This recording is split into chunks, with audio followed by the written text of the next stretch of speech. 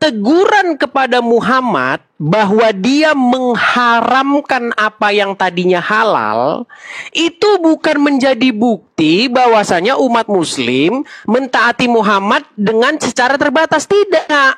Itu membuktikan bahwa Muhammad bersalah. Gimana sih? Kalau Muhammad ditegur, artinya bukti bahwa dia melakukan kesalahan. Bukan bukti bahwa umat muslim mentaati Muhammad dalam hal-hal tertentu, enggak. Gitu loh. Kecuali betul-betul umat muslim tidak mematuhi Muhammad ketika Muhammad memerintahkan sesuatu yang diharamkan Allah. Coba kasih contoh. Coba, Muhammad memerintahkan sesuatu yang itu diharamkan oleh Allah. Lalu umat muslim menolak perintah Muhammad. Tidak pernah ada.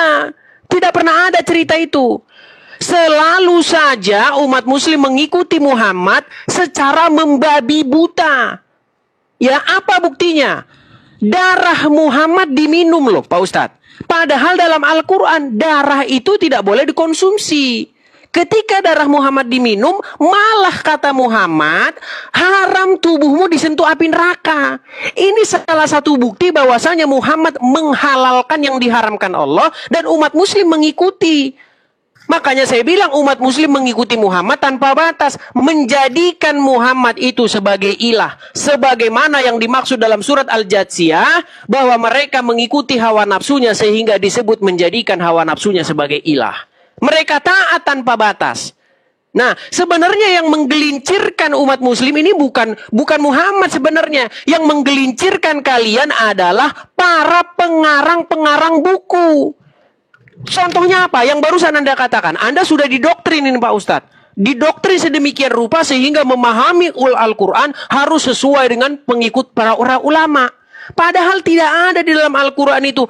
Dalam surat Al-Quran malah dikatakan, jikalau kamu ragu-ragu tentang apa yang kami wahyukan kepada kamu, maka tanyakanlah orang yang membaca kitab sebelum kamu. Disuruh nanya orang yang membaca kitab sebelum Al-Quran. Bukan malah mengikuti para ulama. Tidak ada. Di mana dalilnya suruh ngikutin ulama A, ngikutin ulama B yang mereka saling bertengkar, mereka saling berbeda pendapat.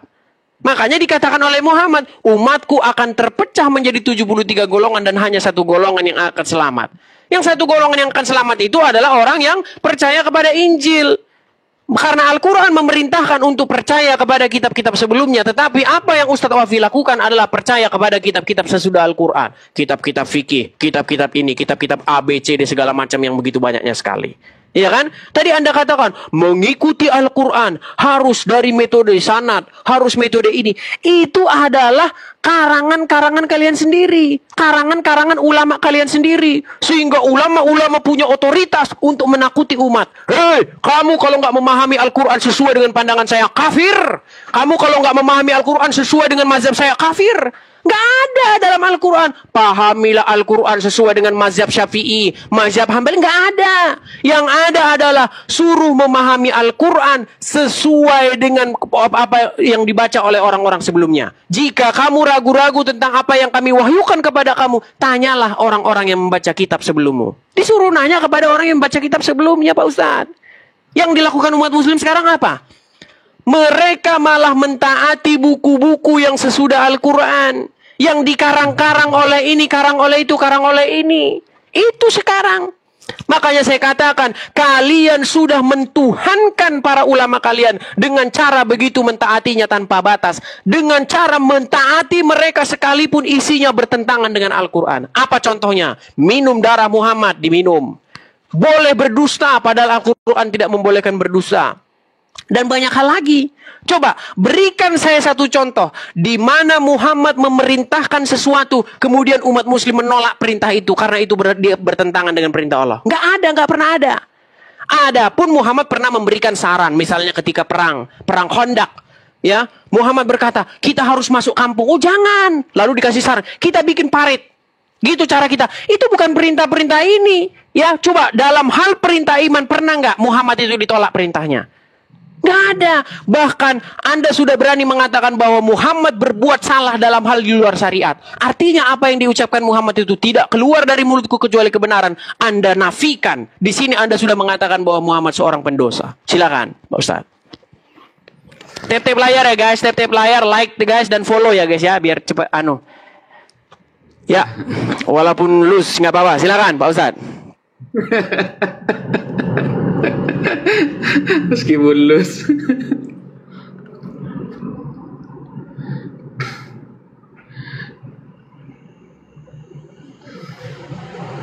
Yo, Mas Edis, dipencet. Ya, bismillahirrahmanirrahim. Kita umat Islam sudah terdoktrin, kata Mas Edis, untuk mengikuti para ulama. Padahal yang menyuruh itu Allah. Di dalam Al-Quran surah An-Nahl, fas'alu ahla dzikri in kuntum la ta'lamun. Surah Al-Anbiya, fas'alu ahla dzikri in kuntum la ta'lamun. Bertanyalah kepada para ulama kalau kalian tidak tahu. Bukan buka terjemahan sendiri. Secara logik, lebih baik mana? Kita buka terjemahan sendiri, Bible, atau bertanya kepada para ahli Bible? Jelas, secara logik yang diterima oleh semua kalangan masyarakat yang cerdas, maka bertanya kepada ahlinya itu jauh lebih aman daripada kita buka terjemahan sendiri, apalagi Bible. Begitu. Makanya ada Matthew Henry, ada para rabi di dalam kitab-kitab Yahudi yang menerangkan tentang ayat-ayatnya. Karena bertanya kepada ahlinya itu pasti lebih aman. Kamu sakit gigi, bertanya kepada tukang tambal ban, ya gigi kamu hancur sama mulut-mulutnya. Kalau sakit gigi itu bertanya kepada dokter gigi gitu loh. Karena dia ahlinya. Makanya Al-Quran ini tidak logical fallacy. Ya, tidak salah dalam cara berpikir. Paling profesional menjadikan akal manusia yang sehat itu hanya Islam, Mas Edis. Lalu Mas Edis membawa ayat. Yang ada Nabi Muhammad disuruh bertanya kepada ahli kitab, katanya. Ini saya sebutkan ayatnya ya. Bahwa ayat itu cuma terjemahan sih, Mas Edis. Gak paham tentang literatur ya. Kemudian bagaimana ayat itu kemudian disebutkan asbabun nuzul dan lain sebagainya. Mas Edis cuma modal terjemahan. Kita baca ayatnya ya. Ini di dalam surah Yunus ayat 94. A'udzubillahi minasyaitonirrajim. Fa in kuntah, apabila kamu Muhammad fi syakkin, dalam hal keraguan, mimma anzalna ilaika, tentang kitab yang aku turunkan kepadamu, fas'alil ladzina yaqra'unal kitaba min qablik, maka bertanyalah kepada orang-orang yang membaca kitab sebelum kamu. Surah Yunus ayat 94. Apa yang ditanyakan Nabi Muhammad kepada ahli kitab? Buktikan satu saja fakta sejarah bahwa Nabi Muhammad pernah bertanya masalah hukum kepada orang-orang ahlul kitab dulu. Hukum ya, hukum dalam Islam. Ternyata qala Qatadah bin Da'amah. Qatadah bin Da'amah mengatakan, salah satu ulama terkemuka di dalam agama Islam, balagana anna Rasulullah sallallahu alaihi wasallam qol, Nabi Muhammad mengatakan secara tegas, la asyukku wa la as'al, aku tidak pernah ragu tentang apa yang diturunkan Allah kepadaku, dan aku tidak pernah bertanya kepada ahlul kitab. Aku tidak pernah bertanya kepada ahlul kitab, kata Nabi Muhammad sallallahu alaihi wasallam. Kenapa? Dan ayat ini menerangkan tentang apa sih? Ayat ini ternyata menerangkan tentang ayat sebelumnya, ayat yang diterangkan oleh Allah dalam Al-Quran, alladzina yattabi'una ar-rasulan nabiyyal ummi alladzi yajidunahu maktuban indahum fit taurati wal injil. Surah Al-A'raf ayat 157. Nah, bahwa di dalam kitab-kitab terdahulu ada kemudian orang-orang yang diceritakan akan mengikuti Nabi yang ummi, dan Nabi Muhammad sifatnya tertulis di dalam Taurat dan Injil. Justru kalau Anda pakai ayat ini, Anda percaya nubuatan Nabi Muhammad. Biar selamat datang di kebenaran. Anda kalau menggunakan ayat ini, Anda mengakui Nabi Muhammad tertulis di dalam Taurat dan Injil, Mas Edis. Makanya membawa ayat itu jangan hanya modal terjemah. Begitu, pahami secara komprehensif gitu loh. Nah, kemudian ada nggak sih contoh Nabi Muhammad ditegur oleh para sahabat ketika melakukan kesalahan? Ada. Ketika kemudian Nabi Muhammad membuat syair, ini yang akan menentang Al-Quran. Nabi Muhammad akan membuat syair, mencoba-coba membuat syair. Lalu apa kata Sayyidina Abu Bakar? Ya Rasulullah, Allah sudah mengatakan di dalam Al-Quran Anda ini tidak bisa membuat syair, sehingga Anda setiap mencoba membuat syair Anda salah. Karena di dalam Al-Quran, wa ma 'allamnahu asy-syi'ra wa ma yanbaghi la in huwa illa dzikru wa Qur'anum mubin. Di dalam Al-Quran secara tegas mengatakan kami tidak pernah mengajarkan syair kepada Muhammad. Dan Al-Quran itu adalah wahyu dari Allah. Lalu ketika Nabi Muhammad sholat lupa rokaat, apakah ditegur oleh para sahabat? Ada sahabat yang menasihati gitu loh. Makanya Nabi Muhammad ini manusia biasa, tapi beliau mendapatkan wahyu dari Allah. Sekian, terima kasih. Masalah Musa belum Anda jawab tadi ya.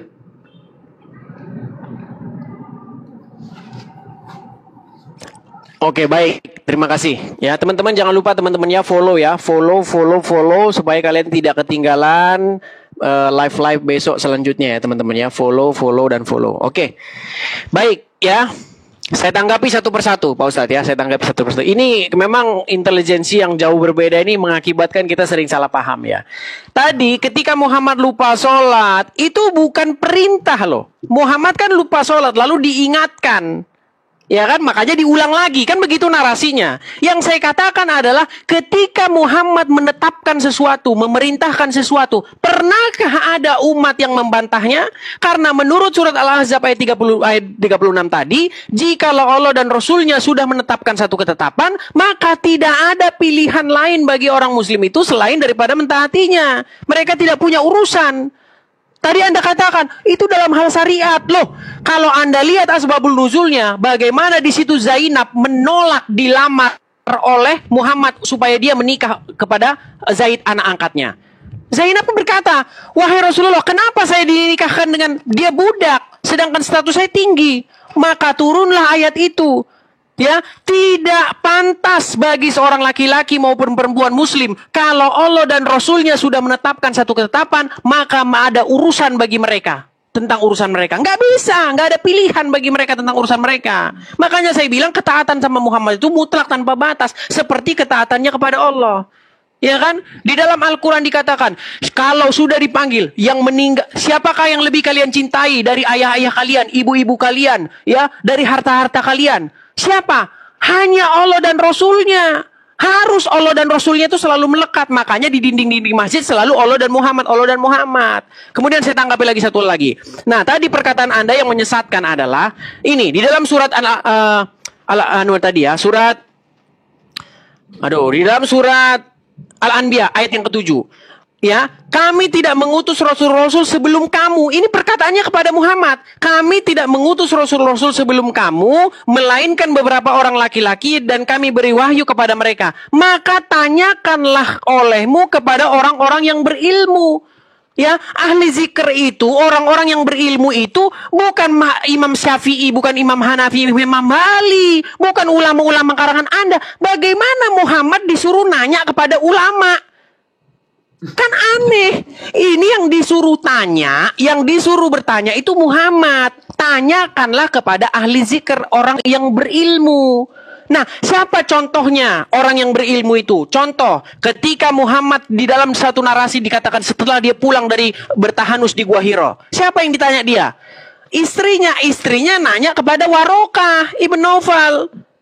Jadi makanya di dalam Al-Quran itu dikatakan, jika kamu ragu-ragu tentang apa yang kami wahyukan kepada kamu, tanya orang yang membaca kitab sebelummu. Sebelum yang dilakukan umat muslim apa sekarang? Tanya kepada orang yang membaca kitab sesudah Al-Quran. Tidak ada, Pak Ustadz, ahli zikr itu adalah Imam Hanafi, Imam Hambali, mazhab Syafi'i. Nggak ada. Coba di mana verifikasi dari Al-Quran? Tanyalah kepada Imam Hanafi, tanyalah kepada Imam Hambali. Nggak ada. Tanya kepada orang yang membaca kitab sebelummu. Itu. Nah, kemudian saya bantah lagi mengenai nama Muhammad yang tertulis dalam Injil. Lagi-lagi Pak Ustadz ya, saya bilang gini. Kalau saya mengklaim, itu tanah saya itu. Karena apa? Tertulis nama saya di dalam sertifikatnya. Tertulis nama saya di situ. Giliran ada orang bawa sertifikatnya. Saya marah. Ngapain kau pegang-pegang sertifikat itu? Kalau saya bawa sertifikat, itu menjadi satu kesempatan bagi saya untuk membuktikan bahwa nama saya tertulis di situ. Apa yang terjadi kepada Muhammad? Dalam sebuah narasi dikatakan, Umar bin Khattab membawa lembaran Taurat dan Injil. Muhammad marah, mukanya berubah, masam mukanya kepada Umar bin Khattab dengan mengatakan, "Ngapa kau bawa itu? Tidak cukupkah kau dengan Al-Quran?" Nah, bagaimana mungkin Pak Ustadz Muhammad yang mengklaim namanya ada tertulis di dalam Injil dan Taurat, tapi sahabatnya ketika membawa kitab itu dia marah. Ini kan sama seperti orang mengklaim tadi tanah. Itu tanah saya, itu tanah saya. Nama saya tertulis di sertifikat. Giliran dibawa sertifikat, marah-marah. Ini sebenarnya nyata bahwa sebenarnya nama Muhammad tidak ada di situ, Pak Ustadz. Itulah kenapa dia ketakutan ketika Umar bin Khattab membawa-bawa lembaran Taurat itu, karena memang namanya tidak ada di situ. Nah, di situ juga Muhammad telah melanggar isi Al-Quran dengan mengatakan apa? Disuruh beriman kepada Taurat, disuruh beriman kepada Injil. Tapi apa? Ketika Umar bin Khattab membawa-bawa lembaran Taurat, Muhammad malah marah-marah. Di sini Muhammad tidak mematuhi Al-Quran yang menyuruh memerintahkan untuk beriman kepada Taurat dan Injil. Demikian, silakan. Wah, terima kasih teman-teman. Terima kasih teman-teman. Makasih teman-teman ya. Teman-teman terima kasih supportnya. Terima kasih. Silakan. Ya. Santai.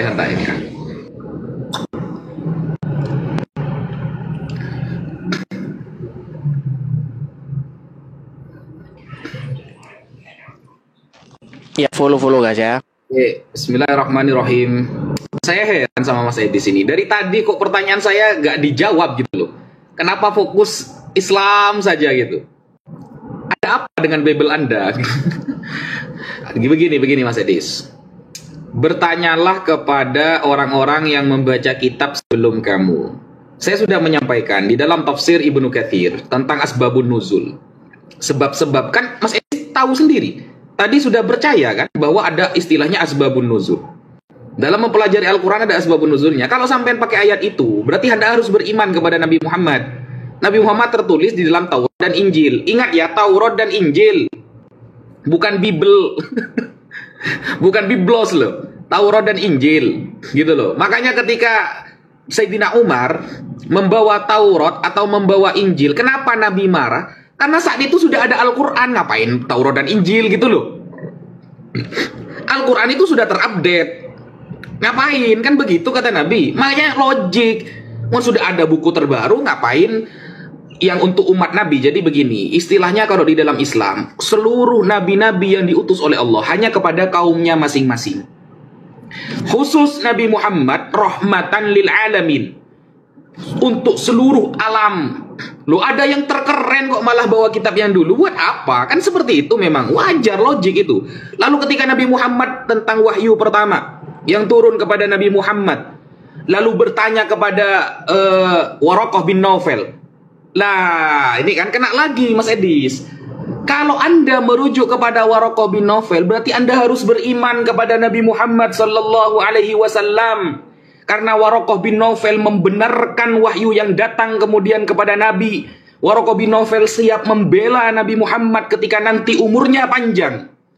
Seharusnya Anda harus beriman kepada Nabi Muhammad. Kalau berdalil Waraqah bin Naufal, jediar, selamat datang di kebenaran. Gitu Mas Edis. Ini blunder.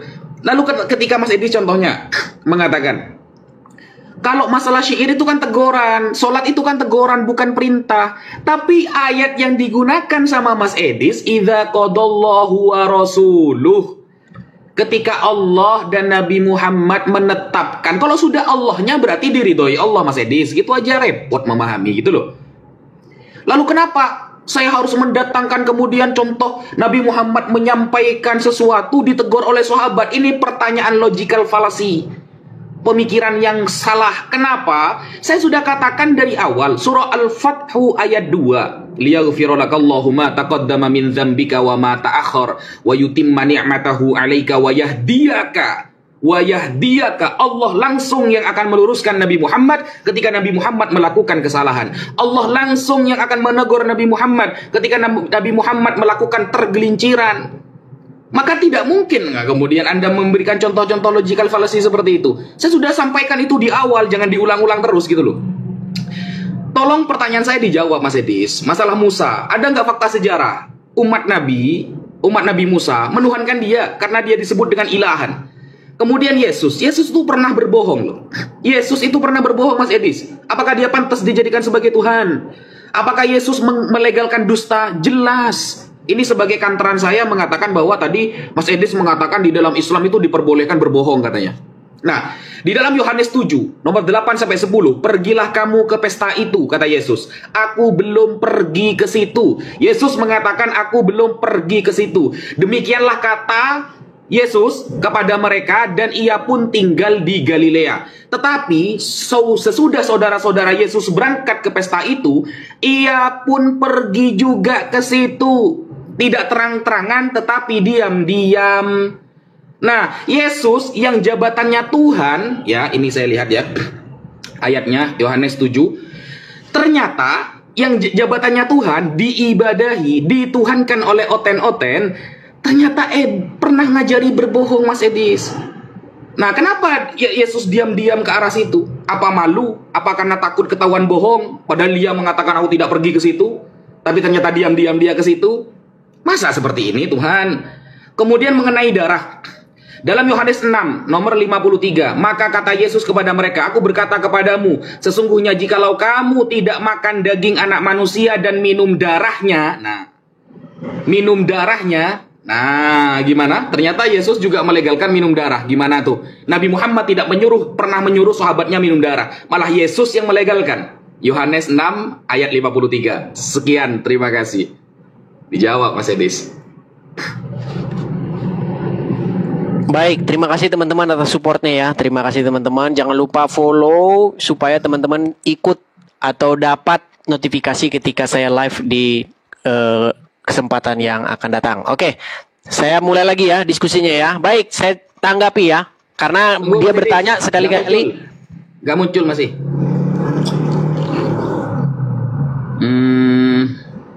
Belum. Aduh, kok kunang-kunang ini? Kenapa ini?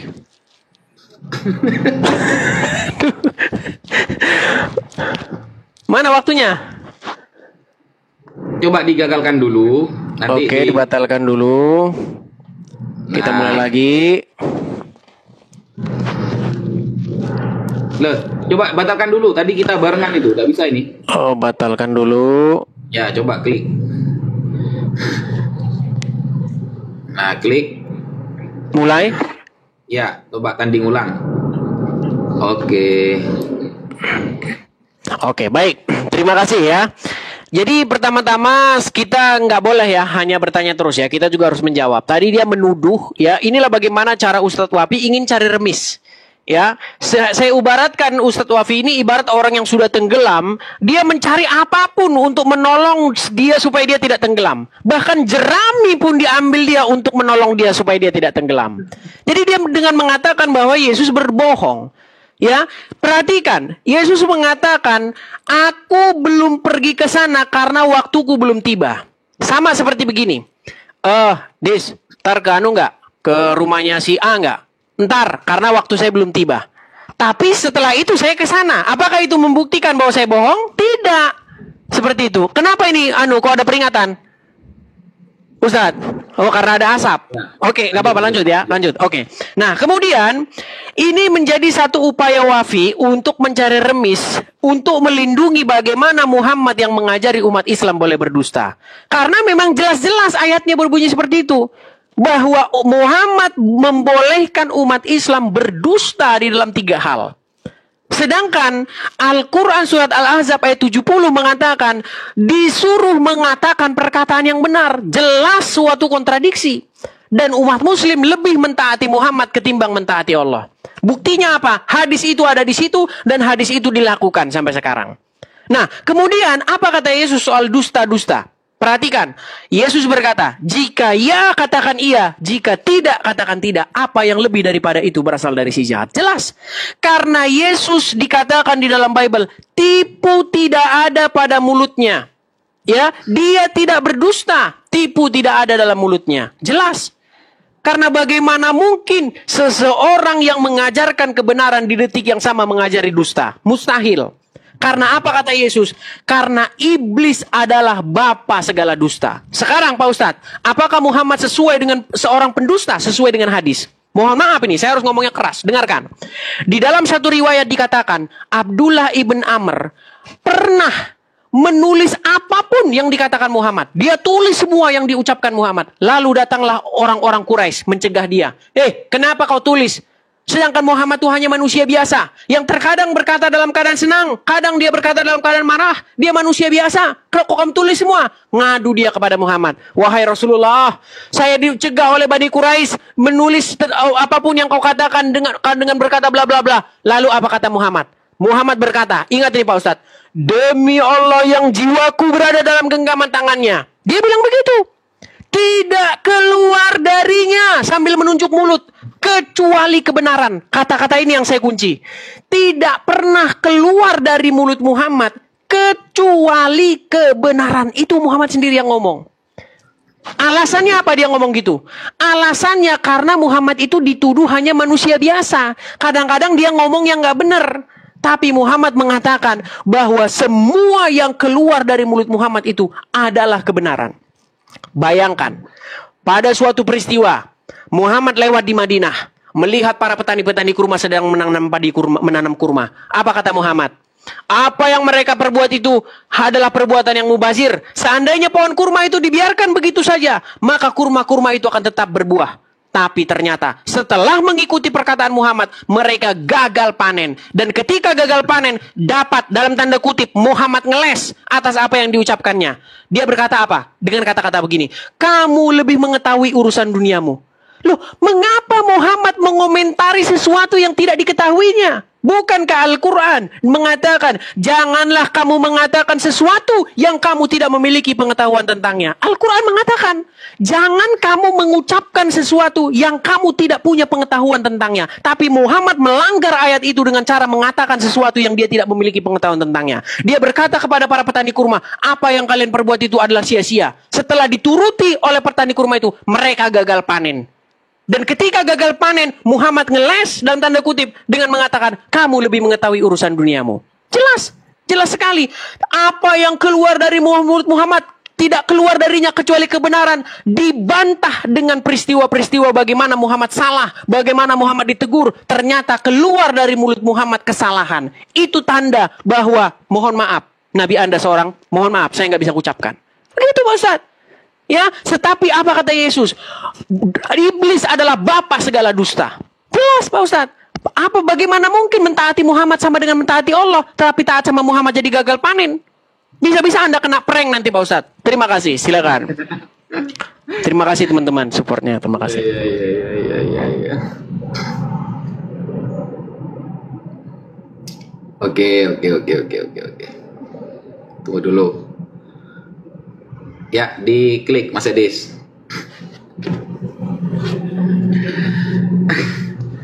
Perasaan dari awal kita berbicara, setiap saya menyampaikan sebuah pernyataan, itu saya selalu sebutkan referensinya. Saya itu ketika menjawab, selalu saya sebutkan referensi Mas Edis. Ketika kemudian saya bertanya kepada Mas Edis masalah tentang Yesus yang melakukan kebohongan, Mas Edis hanya menyampaikan sesuai ijtihadnya sendiri, sesuai pikirannya sendiri, tidak ada referensi apapun yang dia sampaikan, saudara. Gitu loh. Jadi saya kadang heran, ini apakah perbedaan antara teolog asli dengan teolog-teologan kan gitu. Tidak satu pun tidak ada referensi dari Mas Edis. Ya, cuma pikiran sendiri gitu ya. Enak banget, padahal saya menyampaikan referensi ini ya. Saya jawab dengan referensi lagi. Masalah Nabi Muhammad yang mengajari petani yang sedang menanam kurma ya, itu disebutkan di dalam hadis sahih riwayat Imam Muslim. Kemudian Nabi mengajari cara bertani itu dan ternyata gagal panen nih. Al-Imam An-Nawawi, ini saya ada referensinya Mas Adis gitu loh. Imam Nawawi dalam kitab Syarhu Sahihil Muslim, Syarah Sahih Muslim mengatakan, ketika Nabi Muhammad mengatakan antum a'lamu bi umuri dunyakum, kalian lebih tahu tentang urusan dunia kalian, Imam Nawawi secara tegas menunjukkan, mengatakan bahwa inilah menjadi bukti bahwa hal-hal yang berkaitan dengan wahyu, maka Nabi Muhammad tidak akan pernah salah, karena ketika ada tergelincir langsung ditegur oleh Allah. Tapi ketika berkaitan dengan ijtihad sendiri, pemikiran sendiri, maka Nabi Muhammad adalah manusia biasa yang tak luput dari salah dan kekhilafan. Itu perkataan Imam Nawawi dalam kitab Syarah Sahih Muslim. Ketika Nabi Muhammad punya pemikiran sendiri sebagai kemanusiaannya, wajar Nabi Muhammad khilaf. Tapi dalam hal wahyu, kata Imam Nawawi, maka tidak mungkin dia salah karena langsung ada teguran dari Allah. Referensinya jelas saya, Mas Edis. Mas Edis mana referensinya dari tadi? Tidak ada, saudara. Islam itu jangan ditanya referensi, berjubek referensinya. Begitu loh. Nabi Muhammad tertulis jelas dari dia kecil sampai besar, Mas Edis. Tidak seperti Yesus yang hilang beberapa tahun entah kemana. Mengenai darah di awal, tolong tanggapi dengan referensi, Mas Edis ya. Saya itu tidak biasa berdiskusi tanpa referensi gitu loh. Ya, berbohong. Sebelum saya darah, saya bahas berbohong dulu. Ingat, di dalam Al-Quran, berkatalah perkataan yang benar. Ya, benar, kalimatnya benar. Lalu Mas Edis membawakan hadis atau sebuah riwayat yang seolah-olah Islam membolehkan berbohong. Kalau kita tanya kepada orang Kristen, kita tanya kepada seluruh orang Kristen, apakah kejujuran Yudas memberitahukan tempat Yesus itu adalah sebuah kebenaran? Tidak. Ternyata jujur pun disalahkan oleh orang Kristen. Ketika Yudas menjual Yesus dengan harga 30 dirham dan Yesus bersembunyi, tidak diketahui oleh orang Romawi siapa nih yang namanya Yesus. Ternyata kejujuran Yudas disalahkan oleh orang Kristen, saudara. Yesus dijual 30 dirham gara-gara Yudas. Yesus disalib di tiang salib. Tuhan disalib oleh orang Romawi. Kita tanya kepada orang Kristen seluruh dunia, apakah Yudas melakukan kebenaran? Satu pun orang Kristen akan mengatakan Yudas melakukan kesalahan karena dia jujur memberitahukan Yesus kepada orang-orang Romawi. Ternyata Kristen juga melegalkan kebohongan. Gitu loh. Makanya kata Al-Quran, berkatalah yang benar. Contoh. Ini logik ya, logik sekali. Kita punya sahabat, dia orang baik. Kemudian dia ngumpet di rumah kita karena ada orang jahat yang mau membunuh dia. Lalu orang jahat itu bertanya kepada kita, ada di mana si A? Apakah kita jujur kemudian mengatakan ngumpet di rumah saya? Jujur? Itu goblok namanya. Makanya Islam itu untuk lil maslahah, menyelamatkan nyawa manusia. Maka kita wajib berbohong untuk menyelamatkan orang. Wajib berbohong. Maksudnya bukan berbohong kemudian dalam hal keburukan, tidak. Menyelamatkan, ada maslahat. Dan ternyata kasus Yudas dibenarkan kebohongannya oleh orang Kristen. Karena kejujurannya itu disalahkan. Seharusnya Yudas jangan menjual Yesus 30 dirham. Jangan mengasih tahu kepada orang-orang Romawi. Kan gimana sih? Perkara logik seperti itu Mas Edis tidak paham gitu loh. Tolong jawab pertanyaan saya dengan referensi gitu loh. Baik, terima kasih ya teman-teman. Jangan lupa ya di follow supaya teman-teman bisa dapat notifikasi ketika saya live di live yang mendatang. Oke, saya terima lagi matchnya. Ya silakan diterima. Ya baik, terima kasih ya. Jadi Pak Ustadz mengatakan referensi. Jadi begini Pak Ustadz, referensi kami adalah Bible. Jadi yang tertulis di dalam Bible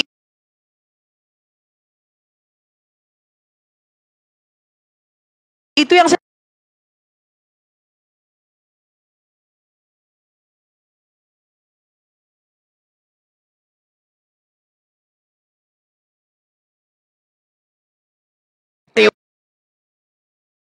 teorinya, prakteknya. Tidak pernah dibuka Al-Quran itu ketika menjelaskan. Yang dibuka apa? Kitab fikih, kitab ulama, kitab kurangan mazhab ini, kitab imam itu, kitab nggak tahu apa pokoknya. Itulah referensinya. Al-Quran tidak pernah lagi dijadikan referensi. Al-Quran hanya menjadi kitab pajangan yang hampir tidak ada gunanya.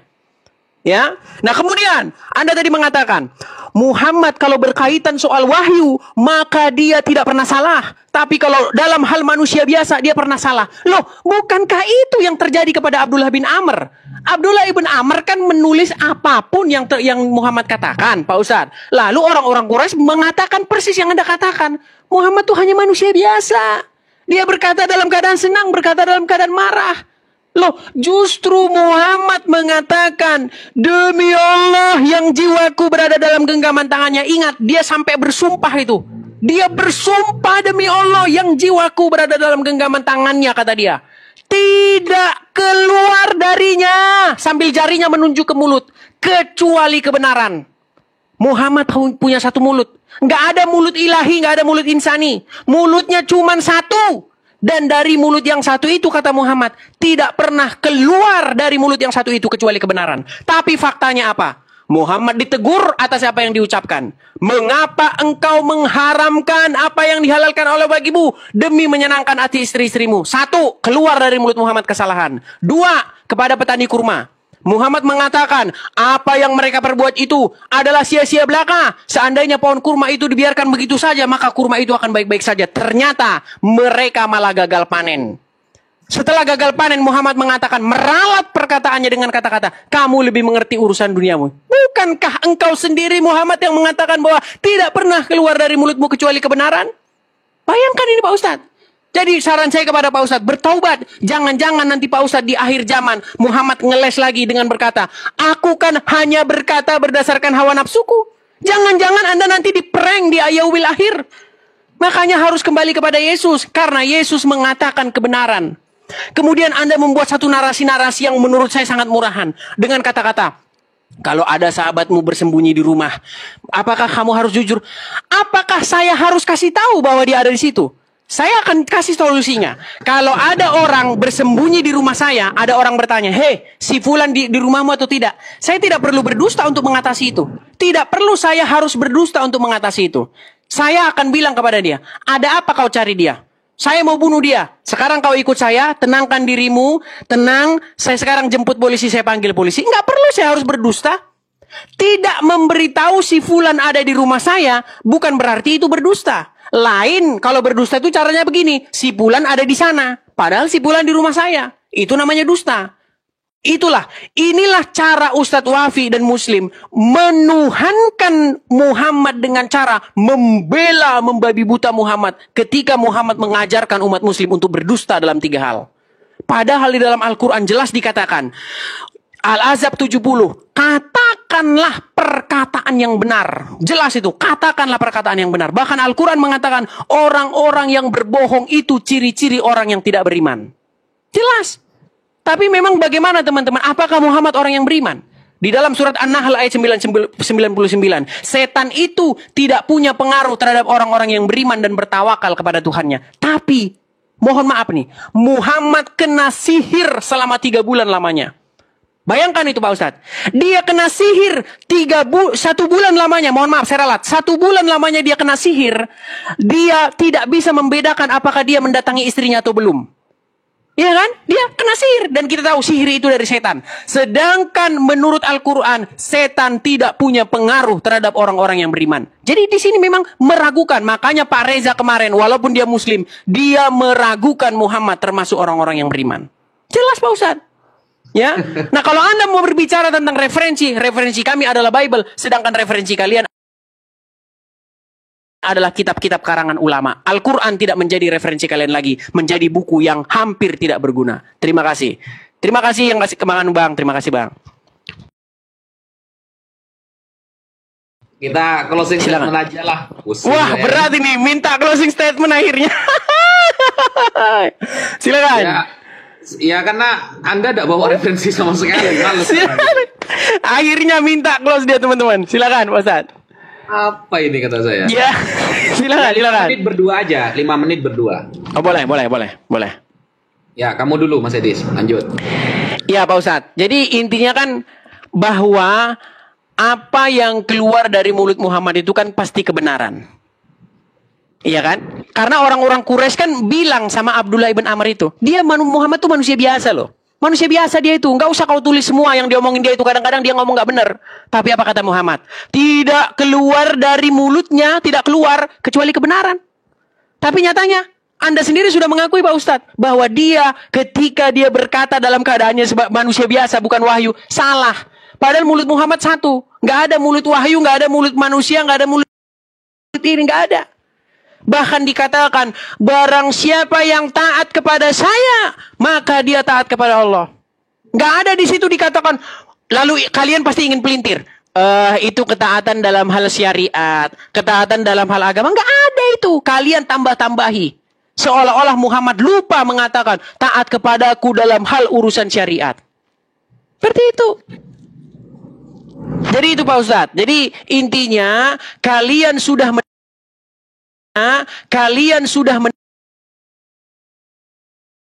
nyanyi-nyanyi kepada Muhammad. Kalian sudah ciptakan lagu kepada Muhammad. Ada lagunya saya putar-putar, ya. Kemarin tuh saya putar lagunya. Lagunya begini. Muhammadku, dengarlah seruanku. Aku rindu kepadamu Muhammad. Tuh. Kalian sudah berseru-seru kepada Muhammad di dalam lagu itu. Ketika kami orang Kristen, ya, kami mengangkat tangan kami ke langit dengan berkata, ya Yesus. Kau bilang, orang Karesteng lagi nyembah Yesus. Kalian ketika bernyanyi kepada Muhammadku, dengarlah seruanku. Harusnya dengan hukum yang sama. Lihat, orang Islam lagi nyembah Muhammad. Dengan hukum yang sama. Harus seperti itu Pak Ustadz. Kalau kita mau berpikir secara dengan standar yang sama. Tidak standar ganda. Seperti itu. Mengenai referensi. Pak Ustadz, referensi kami hanya satu. Bible. Hanya itu referensi kami. Sedangkan kalian tidak mencukupi diri kalian dengan Al-Quran dengan cara mengikuti kitab-kitab lain dengan menganggap Al-Quran kitab yang tidak menjelaskan. Sekian. Oke, sekian teman-teman. Padahal seharusnya kalau closing statement itu ya jangan nyebrang kan gitu. Jelaskan masing-masing. Malah nyebrang terus ini. Kayaknya semangat banget Mas Edis ini. Gitu loh, terlalu semangat dia ini. Jadi begini Mas Edi, semua pertanyaan Anda sudah saya jawab dengan referensi. Kalau Anda mengatakan referensi Anda itu hanya Bible, maksudnya kan terjemahan Bible, itu sangat dangkal sekali. Orang bertahun-tahun sekolah di universitas, orang sekolah di luar negeri dengan berbagai referensi jauh lebih kita percaya daripada orang yang hanya bermodal terjemah, yang terjemah itu multi tafsir, siapapun bisa menafsiri. Ternyata Mas Edis pun berbeda paham dengan Kristen-Kristen yang lain, masalah ketuhanan, masalah kenabian, uluhiyah dan lain sebagainya. Kenapa? Karena referensinya sangat minim. Yang banyak saja seperti kita itu ada beberapa pemahaman yang berbeda, apalagi yang cuma modal terjemahan Mas Edis.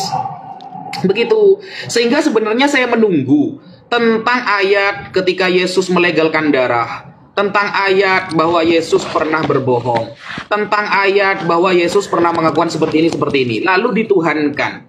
Saya ingin mendengarkan. Kalau hanya bermodal terjemahan Bible yang isinya multi tafsir, yang ngapain kita diskusi Mas Edis? Gitu loh. Maka orang-orang yang berpikir akan mengatakan orang yang datang ke dokter gigi gara-gara sakit gigi jauh lebih betul, jauh lebih benar daripada orang yang sakit gigi datang ke tukang tambal ban. Itulah Islam Mas Edis. Tidak kemudian kita mengobrak-abrik Al-Quran sendiri. Bukan berarti Al-Quran tidak berguna, tapi justru dengan kehati-hatian Allah untuk memahami Al-Quran, maka bertanyalah kepada ahlinya. Bukan buka terjemahan Al-Quran sendiri, saudara. Begitu. Sehingga ketika Mas Edis mengatakan bahwa kita menuhankan Nabi Muhammad secara tidak langsung, itu hanya sebuah klaim. Lalu kita menyeru-nyeru Muhammadku. Ingat, di dalam Qasidah Al-Busiri dikatakan fa inna fadla rasulillahi laisa lahu haddun fayuriba anhu natikun bifami. Wajar Nabi Muhammad utusan Tuhan, orang pilihan Tuhan, kekasih Tuhan. Saya mencintai seorang wanita, jika ada orang-orang yang menghargai istri saya juga akan menghargainya. Itu logik gitu loh. Mungkin itu yang bisa saya sampaikan. Sekian, terima kasih. Terima kasih Pak Ustadz.